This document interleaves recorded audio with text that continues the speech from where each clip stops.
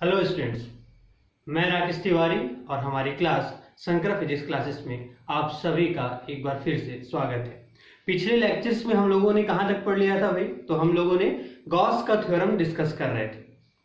Part 3 तक हमने Gauss के प्रमेय का अनुप्रयोग देखा था और आज हम करेंगे उससे संबंधित एक लास्ट टॉपिक। क्लियर है? जो टॉपिक आपके एग्जाम में पूछा गया है, आज हम इस टॉपिक को कंप्लीट इसके बारे में पढ़ेंगे, इससे संबंधित इसकी स्थितियां देखेंगे और लास्ट में इससे संबंधित न्यूमेरिकल क्वेश्चन भी देखेंगे।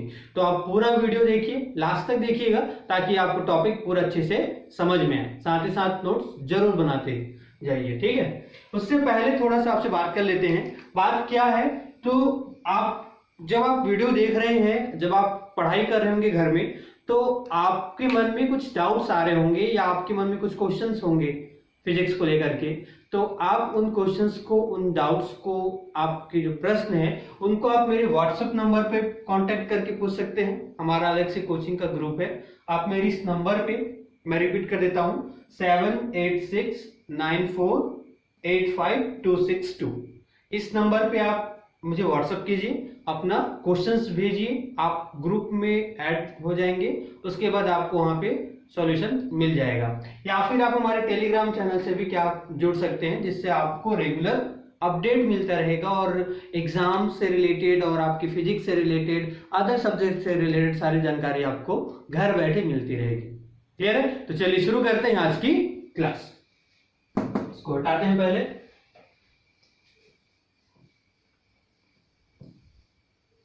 चलिए, टॉपिक क्या है आज? एक समान आवेशित पतले गोली खोल या कवच के कारण विद्युत क्षेत्र।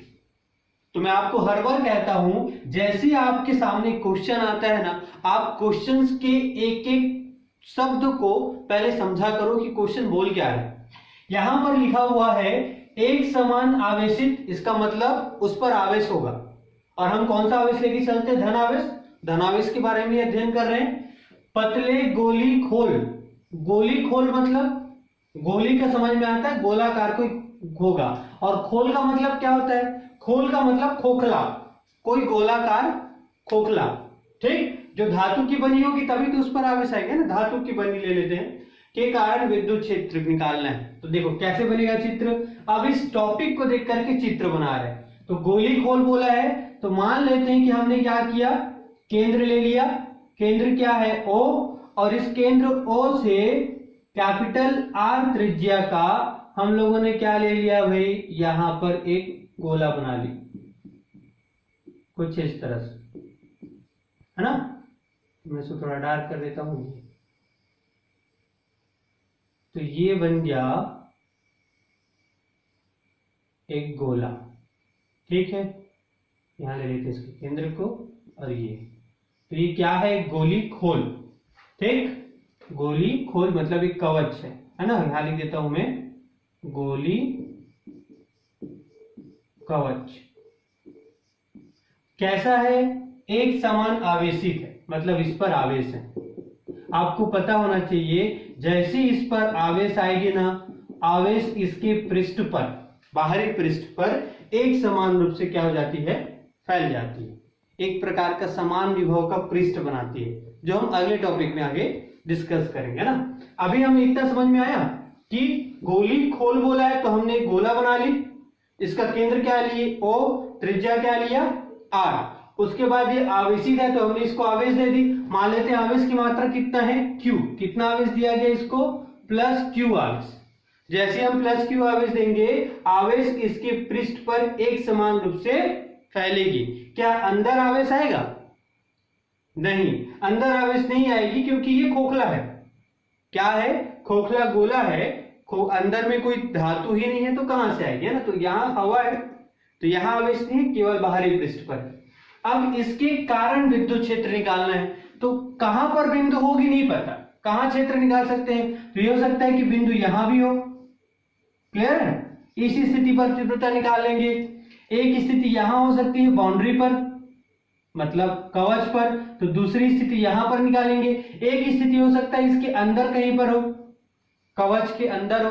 3 स्थिति, तो इन तीनों स्थितियों को सॉल्व करेंगे। क्या क्या स्थिति? पहला, कवच के बाहर, दूसरा गोली कवच के पृष्ठ पर, और तीसरा गोली कवच के अंदर। इन 3 बिंदुओं पर तीव्रता की गणना करेंगे। ठीक, चलिए अब हम क्या करते हैं, जो तीनों स्थिति थी ना, उन स्थितियों को एक एक करके सॉल्व करते हैं। ठीक है, सबसे पहला स्थिति क्या बोला है, स्थिति पहला, जब बिंदु P कवच के बाहर स्थित हो। ठीक, ध्यान से समझना अच्छे से। देखो, एक गोली कवच है, ये अभी थोड़ा देर पहले समझाया था। इसके बाहर मतलब ये जो R है, इसकी त्रिज्या थी गोली कवच की, इससे बाहर कहीं पर यहां कोई बिंदु P है। इस बिंदु P पर हमें क्या निकालना है, तीव्रता। तो मान लेते हैं कि ये बिंदु P कितना दूरी पर है, तो केंद्र से स्मॉल r दूरी पर, कितना दूरी पर, स्मॉल r दूरी पर बिंदु P है, जहां हमें तीव्रता ज्ञात करनी है। ठीक, तो यहां क्या पता चल रहा है, यहां small r is greater than capital R। इसका मतलब ये जो बिंदु P है ये बाहर है, किससे, गोली कवच से। ठीक है, तो हमने क्या किया, हम गॉस का प्रमेय पढ़ रहे हैं, गॉस के प्रमेय का अनुप्रयोग पढ़ रहे हैं, है ना। तो हमने O को केंद्र मान लिया और स्मॉल r को त्रिज्या मान करके एक गॉसी पृष्ठ की रचना की, गोलाकार गॉसी पृष्ठ। इतना समझ में आया। ठीक है, तो ये जो डॉटेड लाइन है ये क्या है, ये है गोलाकार गॉसी पृष्ठ। कैसे बनाया, तो हमने O को केंद्र मान ली, स्मॉल r दूरी को, ये जो बिंदु P का दूरी था, इस स्मॉल r दूरी को त्रिज्या माना और एक पृष्ठ की रचना कर दी जो कि गॉसी पृष्ठ है। ठीक है, अब हम क्या करते हैं यहाँ पे, तो इसको लिख लेना ना यहाँ डिटेल में थोड़ा सा। ठीक, क्या लिखेंगे, O को केंद्र तथा स्मॉल r को त्रिज्या मानकर या लेकर, है ना, गोलाकार गॉसी पृष्ठ की रचना किया गया है। ज्यादा डिटेल नहीं लिखना है, केवल जो बन रहा है ना उसी को लिखना है यहाँ पे। ठीक, अतः क्या करते हैं हम, अतः गॉसी पृष्ठ से, है ना, गॉसी पृष्ठ से गुजरने वाली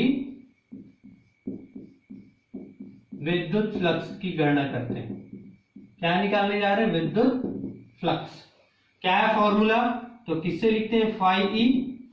फ्लक्स कैसे कैलकुलेट करते हैं कभी भी, तो फ्लक्स कैलकुलेट करना है तो तीव्रता ई और एरिया। ठीक, अब बड़ा दिक्कत है कि पूरा का एरिया पता है क्या हमें, नहीं, तो हम क्या करते हैं, तो हम यहां पर एक छोटा सा एक सरफेस एरिया लेते हैं, छोटा सा एरिया जिसका क्षेत्रफल कितना है, ds है।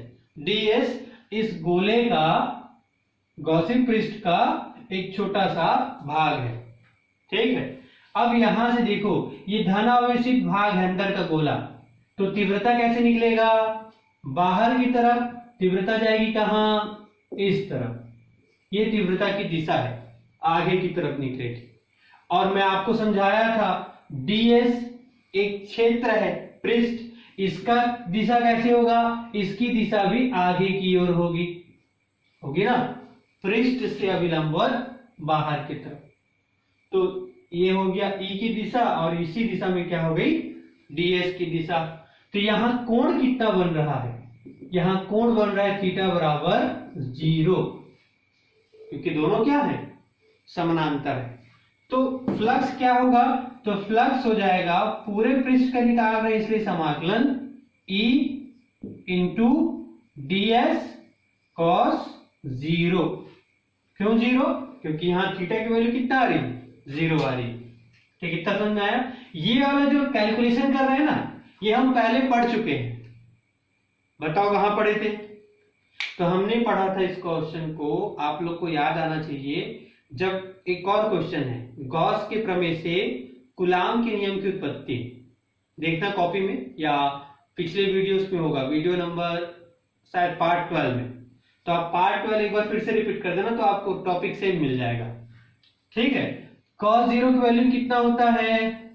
तो cos 0 की वैल्यू होती है 1।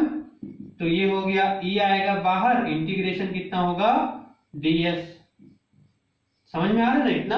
e क्यों बाहर आया सर? क्योंकि तीव्रता तो एक समान है, r दूरी पर सब जगह तीव्रता एक जैसा होगा, तो तीव्रता कांस्टेंट है। तो बचा क्या? एरिया। इंटीग्रेशन क्या लगा है? ds। ये मैंने लगाया इंटीग्रेशन और लिखा हुआ ऐसे गोला का चिन्ह लगा दिया पूरे पृष्ठ का, और ds। इसका मतलब क्या है? इसका मतलब है इंटीग्रेशन ds का ना, यहां मैं थोड़ा ब्रैकेट लगा दूं, इंटीग्रेशन ds बराबर गॉसी पृष्ठ का क्षेत्रफल, पृष्ठीय क्षेत्रफल है ना। अब मुझे बताओ गॉसी पृष्ठ कैसा है? गोलाकार है, और गोलाकार पृष्ठ का क्षेत्रफल क्या होगा? 4 पाई r का स्क्वायर। यहां बच्चे करते हैं गलती।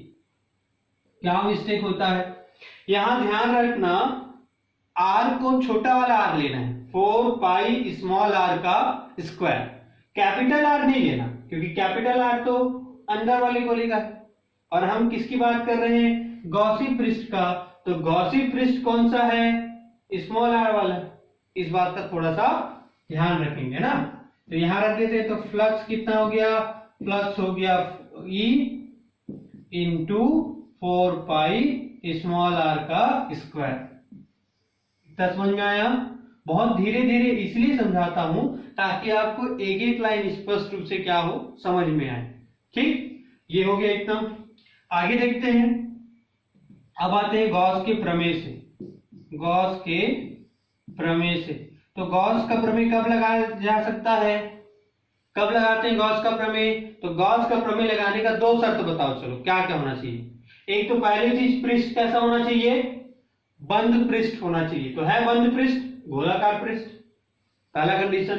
दूसरा कंडीशन, पृष्ठ के अंदर पे क्या होना चाहिए? आवेश होना चाहिए। है आवेश? ये पृष्ठ बाहर वाला पृष्ठ है, उसके अंदर पे आवेश है, तो हम यहाँ गॉस का प्रमेय लगा सकते हैं। क्या बोलता है गॉस का प्रमेय? कि पृष्ठ से गुजरने वाली जो फ्लक्स होगी वो अंदर उपस्थित आवेश, कितना आवेश? Q आवेश का कितना गुना? तो 1/ε0 गुना। अगर मैं इसको लिखना चाहूं तो क्या लिख सकता हूं? फ्लक्स फाई E बराबर Q/ε0। ये आ गया इक्वेशन नंबर 2। अगले स्टेप में क्या करेंगे? अब दोनों इक्वेशन को तुलना करेंगे और तीव्रता का मान निकालेंगे। ठीक, अब हम करते क्या है, जो समीकरण 1 और जो समीकरण 2 निकला, दोनों क्या निकला है? फ्लक्स। यहां तक कैलकुलेट कर लिए थे, इन दोनों की करते हैं तुलना भैया, क्योंकि दोनों फ्लक्स है। इस एक को हमने सूत्र से निकाला और एक को हमने गॉस के प्रमेय से निकाला। यहां तक हो गया था ना। अब हम क्या कर रहे हैं? दोनों की तुलना करेंगे। तो इसको क्या लिख सकता हूं मैं? 1 व 2 से, इक्वेशन नंबर 1 और 2 से, E इंटू 4 पाई r स्क्वायर बराबर ये वाली वैल्यू Q/ε0। यहां से हम निकाल क्या रहे हैं? क्वेश्चन में तीव्रता निकाल रहे हैं, तो केवल तीव्रता को अपने साइड रखो, बाकी इसको इधर पक्षांतर कर दो। तो क्या आया? 1/4 पाई ε0 इंटू Q/r का स्क्वायर। ये निकल गया किसका सूत्र? तीव्रता का। ठीक है, अब हम क्या करते हैं? इसका निष्कर्ष देखते हैं, आखिर इस फॉर्मूले का या इस क्वेश्चन का निष्कर्ष क्या निकला। ठीक है, देखो ये अगर आप ध्यान से देखोगे तो ये फॉर्मूला आपने पहले पढ़ा है। कहां पे पढ़े ये फॉर्मूला? E बराबर 1/4 पाई ε0 इंटू Q/r स्क्वायर कहां पढ़े हैं? याद आया? कहीं पढ़े थे? हाँ, जरूर याद आना चाहिए। हम लोगों ने इसको पढ़ा था बिंदु आवेश के कारण स्मॉल r दूरी पर तीव्रता का सूत्र है। क्या है? बिंदु आवेश के कारण स्मॉल r दूरी पर तीव्रता का सूत्र। इसका मतलब क्या है सर? इसका मतलब यह है भैया कि ये जो गोले पर जो आवेश है ना, इसको कहां पर केंद्रित मान सकते हैं? इस बिंदु O पर केंद्रित माना जा सकता है। क्या निष्कर्ष निकला? अर्थात लिख सकते हैं कि संपूर्ण आवेश गोली कवच के केंद्र पर केंद्रित माना जा सकता है। ये नोट कर लेना कॉपी में, क्योंकि फॉर्मूले पे कैपिटल आर आया क्या? नहीं आया। इसका मतलब ये जो तीव्रता का सूत्र है वो कैपिटल आर पर निर्भर नहीं करता। ठीक, तो ये याद रखना, संपूर्ण आवेश गोली कवच के केंद्र पर केंद्रित माना जा सकता है। आपको एग्जाम में पूछेगा क्वेश्चन, तो आप तीव्रता तक निकाल लेंगे और इसका मात्रक बता देंगे न्यूटन पर कूलम, तो भी सही है। ठीक है, यहां तक करते हैं तो भी करेक्ट है, लेकिन भैया इस सूत्र का मतलब पता होना चाहिए कि सूत्र बोल क्या रहा है, वो होता है निष्कर्ष। ठीक है, इतना। दूसरे स्टेप में देखते हैं, स्टेप नंबर 2, सॉरी अगला स्थिति देखते हैं। यहां तक हो गया, इसको हटाते हैं। अब आते हैं किस पे? स्थिति दूसरा। बिंदु और कहां हो सकता है? तो लेते हैं, चलो, यदि बिंदु P गोली कवच पर स्थित, गोली कवच पर स्थित हो, इसका मतलब पहले देख रहे थे कवच के बाहर था, अब क्या बोल रहा है? अब वो बोल रहा है कि ये इतना दूरी पे नहीं होगा, तो ये सब की जरूरत नहीं है। अब कहां पर आ गया वो? यहीं पर, इसी बिंदु पर। कहां पर? यहां पर आ गया, गोली कवच पर आ गया। ठीक, तो यहां क्या बदला? यहां स्मॉल आर किसके बराबर हो गया? कैपिटल आर के। अगर मैं इसको स्मॉल आर से दर्शाऊं तो स्मॉल आर किसके बराबर है? कैपिटल आर के, क्योंकि कवच के अंदर आ गया, बाउंड्री पे आ गया, अंदर नहीं बाउंड्री पे। तो सूत्र में क्या बदलेगा? अतः तीव्रता जो होगी ना 1/4 pi epsilon not into Q by, अब हो जाएगा कैपिटल आर। जो पिछला वाला स्थिति पढ़े थे ना, वहां क्या आया था? स्मॉल आर आया था। क्योंकि स्मॉल आर किसके बराबर है? कैपिटल आर के, तो क्या हो जाएगी? स्मॉल आर की जगह कैपिटल आर लिख देंगे। तो यह हो गया स्थिति दूसरा, न्यूटन पर कूलम, है नहीं? ठीक, अब आते हैं स्थिति तीसरा। एक लास्ट स्थिति यहीं पे डिस्कस कर लेते हैं। स्थिति तीसरा क्या हो सकता है? जब बिंदु जो है कवच के अंदर हो। ठीक, तब क्या हो जाएगी? ऐसे, मतलब ये गोली कवच है ना? अब गोली कवच के कैपिटल आर त्रिज्या अंदर कहीं पर यहां ले लेते हैं, यहां आ गई बिंदु पे। ठीक, कितना दूरी पर लिए? स्मॉल आर दूरी पर। कहां से? केंद्र से। अब इसको लेकर के पृष्ठ बना दिए ऐसा, समझ में आया ना? अंदर बना, तो इस पर तीव्रता कितना होगा? स्थिति का नाम क्या है? जब बिंदु P कवच के अंदर हो, अंदर स्थित हो, कवच के अंदर हो, तो यहां क्या होगा? यहां पर जब आप तीव्रता निकालोगे तो कितना मिलेगा आपको? 0। अब आपको लगेगा सर ऐसा क्यों? ऐसा इसलिए क्योंकि कवच के अंदर वाले हिस्से पर आवेश कितना है? यहां आवेश कितना है? आवेश 0 है, क्योंकि मैं स्टार्टिंग में बताया था जब किसी खोखले वस्तु को आप आवेश दोगे तो आवेश केवल बाहरी पृष्ठ पे आएगा, अंदर वाले हिस्से पर आवेश रहेगा क्या? नहीं। तो आंतरिक भाग पर आवेश कितना है? 0। आंतरिक भाग पर आवेश 0 है, इसलिए अंदर पे स्थित कोई भी बिंदु पर तीव्रता कितना होगा? 0 ही होगा। ठीक है, तो यहां कंप्लीट होता है आपका टॉपिक। चलिए अब हम क्या करते हैं, उस पे कुछ कंडीशंस को एक्सप्लेन करते हैं आपको। कंडीशन मतलब, मान लो आपको क्वेश्चन में पृष्ठीय आवेश घनत्व दिया रहेगा। भाई अगर हमने किसी गोले को आवेश दिया तो उसके पृष्ठ पर एक समान रूप से क्या हो रहा है? फैल रहा है, इसका मतलब वहां क्या आएगा, पृष्ठीय आवेश घनत्व आएगा। तो पृष्ठीय आवेश घनत्व के पद में सूत्र को निकालते हैं। समझ में आ रहा है क्या बोल रहा हूं?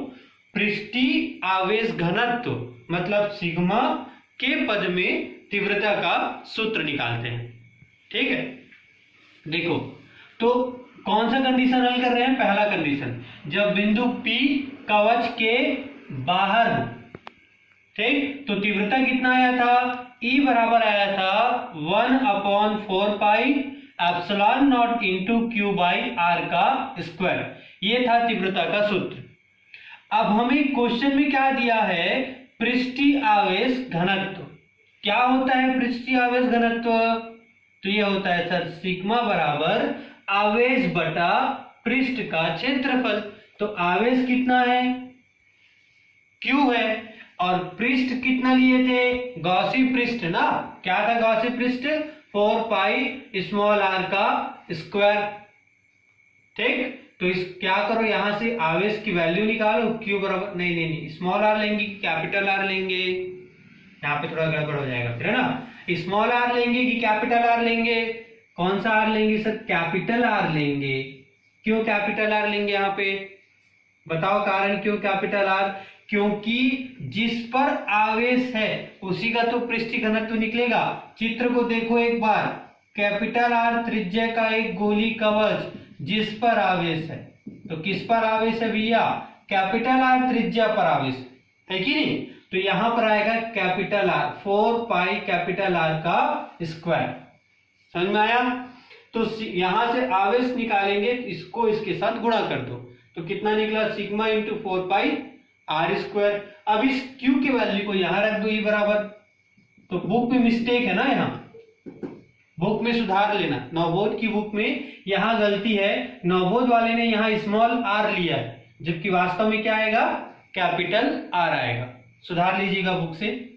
अतः क्या हो जाएगा? E बराबर की हो जाएगा 1/4 पाई एप्सिलॉन नॉट इंटू आवेश का वैल्यू रख रहे हैं तो हो जाएगा sigma into 4 pi capital R का स्क्वायर बाई स्मॉल r का स्क्वायर। अब यहां से क्या कुछ कैंसिल हुआ? 4 पाई कैंसिल आउट हो गया, तो E बराबर निकल गया सिग्मा कैपिटल R का square by epsilon not small r का स्क्वायर।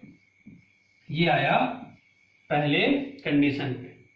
ठीक, दूसरा कंडीशन क्या था? दूसरा कंडीशन था जब बिंदु P कहां पर हो? कवच पर स्थित हो, है ना, यही था ना दूसरा कंडीशन। तो दूसरा कंडीशन पे हमें क्या पता है? स्मॉल r किसके बराबर हो जाता है? कैपिटल R के। तो सूत्र क्या हो जाएगा?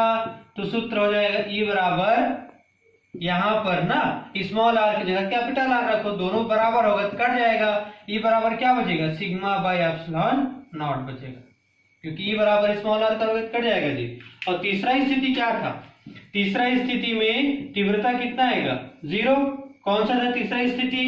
जब गोले के अंदर हो तो वहां पर तीव्रता 0 होती है। ये फॉर्मूले को हमने किसके पद में निकाला? पृष्ठीय आवेश घनत्व के पद में। वही तीनों स्थिति को फिर से डिस्कस किए। ठीक, चलिए देखो अब हम क्या करते हैं, जो टॉपिक पढ़े हैं उससे संबंधित एक आंकिक क्वेश्चन सॉल्व करते हैं। ये आंकिक क्वेश्चन आपके बोर्ड एग्जाम में पूछा गया है। जब भी मैं ये कहता हूं ना बोर्ड एग्जाम में पूछा गया, तो वाकई में पूछा गया है। भरोसा रखिए इस बात का। पिछले 5 से 6 साल का एक्सपीरियंस है कि जहां से टॉपिक पूछा जाता है हम उसी एरिया को ही पकड़ते हैं। तो बिल्कुल निश्चिंत होकर के जो क्वेश्चन बताया जा रहा है उसको अपनी कॉपी में जरूर सॉल्व करना है। देखो क्वेश्चन क्या बोल रहा है, यदि Q बराबर आवेश। देखो क्वेश्चन पे ना सबसे पहला काम, कभी भी जब आप प्रश्न को पढ़ो तो जो की पॉइंट है, जो जरूरी चीजें हैं उनको पहले ध्यान दिया करो। आवेश दिया है, यदि आवेश Q बराबर 3 गुणा 10 की घात ऋण 8 कूलम आवेश का मान दिया है। गोली कवच की त्रिज्या हमें क्या दिया है? त्रिज्या। तो त्रिज्या R बराबर दिया है 14 सेंटीमीटर। जैसी सेंटीमीटर दिखे इसको आपको किसमें बदलना है? मीटर में बदलना है। अब मुझे बताओ सेंटीमीटर को मीटर में बदलने आता है कि नहीं आता है? आना चाहिए। अब नहीं आता है तो पता करो कैसे बदलते हैं सेंटीमीटर को मीटर, बदलने आना चाहिए 12वीं के बच्चों को। तो 14 सेंटीमीटर बराबर मीटर में बदल देना, कितना मीटर आएगा? ठीक, 100 सेंटीमीटर बराबर 1 मीटर होता है ना, तो निकालना उसको। तो निम्न स्थिति में तीव्रता की गणना करना है। कौन कौन सी स्थिति है? गोले के केंद्र से 30 सेंटीमीटर की दूरी। भैया गोला 14 सेंटीमीटर का है और दूरी कितना बता रहे हैं? 30 सेंटीमीटर, मतलब गोले के बाहर वाला। तो जो फॉर्मूला बताए थे, पहला स्थिति जब आवेश गोले के से बाहर हो, कवच से बाहर हो, तब वाला फॉर्मूला लगाना पहली स्थिति पे। दूसरी स्थिति पे गोले के पृष्ठ पर है, मतलब दूसरा स्थिति का फॉर्मूला लगाना। तीसरी स्थिति पर बोल रहा है केंद्र से 12 सेंटीमीटर की दूरी। टोटल कितने सेंटीमीटर का है? 14, और 12 सेंटीमीटर आ गया, मतलब अंदर, कवच के अंदर। तो यहां तीव्रता कितना होगा? वो तो 0 होगा यहाँ तीसरे स्थिति के अनुसार। तो इस क्वेश्चन को आपको ध्यान से पढ़ना है, कॉपी में नोट करना है, और नोट करने के बाद इसके तीनों स्थिति पर आंसर निकालिए, और आंसर निकाल करके आप हमें कमेंट बॉक्स पे कमेंट जरूर करो। आपसे सबसे बड़ा शिकायत आप लोग से ये कि आप क्या कर रहे हैं, आप हमें इसके रिप्लाईज नहीं दे रहे हैं। आप अपने वीडियो जब देखते हो तो आप उसका रिप्लाई करो, आप हमें उसके आंसर जरूर बताओ, कैलकुलेट करो, क्योंकि पढ़ाई यार एक तरफा नहीं होता है ना। अगर आपको कोई बोल दे कि मैं आपको 15 दिन में पूरा सब्जेक्ट करा दूंगा या फिर कुछ चमत्कार होने वाला है, तो चमत्कार तो होता नहीं है, मेहनत करना पड़ेगा। तो आप इस क्वेश्चंस को सॉल्व करो, तीनों स्थिति लगाओ, बड़ा आसान सा टॉपिक है। तीनों स्थिति पे कैलकुलेट करके मुझे आंसर कमेंट बॉक्स में जरूर बताना है, ठीक। और साथ ही साथ आपको आपके जाते जाते आपके दिमाग में एक क्वेश्चन, क्या पढ़े हम लोग? गोली कवच के बारे में पढ़े। आज का पूरा टॉपिक किस बात पर था? गोली कवच। अगर ये गोली कवच क्या होता? ठोस गोला होता। समझ रहे हो? कवच मतलब खोखला था।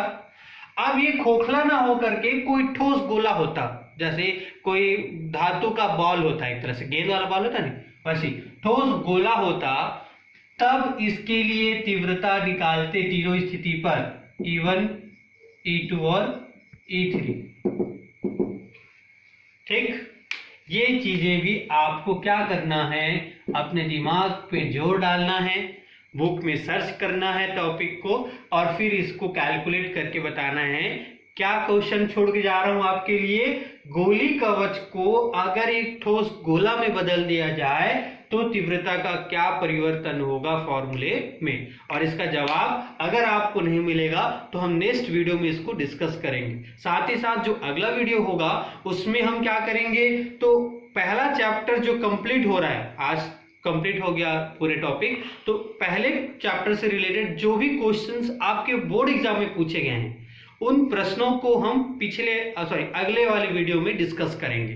क्लियर है? जो बोर्ड एग्जाम में पूछे गए इंपॉर्टेंट क्वेश्चंस हैं। तो अगले वीडियो जरूर देखिएगा, और इसको लाइक और करना ना भूलिए, सब्सक्राइब जरूर कीजिए और दोस्तों को शेयर जरूर करो। ठीक है, मिलते हैं अगले वीडियो में।